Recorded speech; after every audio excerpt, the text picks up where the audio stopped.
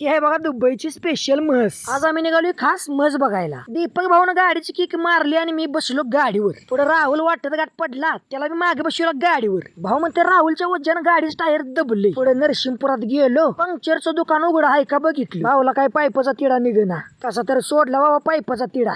तर राहुल बसला अतुल काका बरोबर बात्या हाणत. त्या भाऊनं कॉम्प्रेसर चालू केला आणि गाडीच्या मागच्या टायरात हवा भरली. कसा फडकतोय बघवा, विषयच नाही. महाराष्ट्राची शान आणि मावळ्यांची जान. तर राहुल म्हणतोय ते बघ तुझा भाऊ निघालाय. भावाला जरा लईच गडबड होती. ओळख ना पाळक तरी बी राहुल लागलाय त्या माणसाच्या हात करायला. त्यांचं तोंड पण सवण दिसेना आणि ती पण हात करते ती बघा, हाय का. हो तुम्ही कधी आलाय का आमच्या रामलिंग बेटावर? कधी आला असला तर नक्की कमेंट करून सांगा हा. भयातनं पुढे गेलो नवीन भयात. हायस्कूलवरची झाडं आणि झाडांची सावली बघून एकदम टक्कल माझं गारच झालं. एवढं सगळं रान पालता गेलो आलो शेवटी म्हशीच्या गोठ्यावर. म्हशीच्या तिरक्या नजराला बघून मी म्हशीच्या प्रेमात पडलो. मालक पण आला वैरणीचा बिंडा घेऊन. भावला म्हस पास होती. म्हस बीस बघितली. मालक म्हटला उद्या सकाळी या दूध बघायला. मग आम्ही तिथनं निघलो तर अण्णा घाट पडला. अण्णा म्हटला वर घाटात म्हशी लई स्वस्त आहे द्या. घाट होता 100 किलोमीटरला. भावला म्हटलं चला घरला, म्हशीला वैरण नाही. परत आलो नरसिंहपुरात. दत्त माझा आणि मी दत्ताचा. दत्तांचं दर्शन घेतलं आणि निघालो बाबांनो घरला. आजचा म्हस बघायचा कार्यक्रम तुम्हाला कसा वाटला कमेंट करून सांगा आणि आपल्या पेजला फॉलो करा आणि सबस्क्राईब करा. जातो बाबांनो, म्हशीला पाकच वैरण नाही.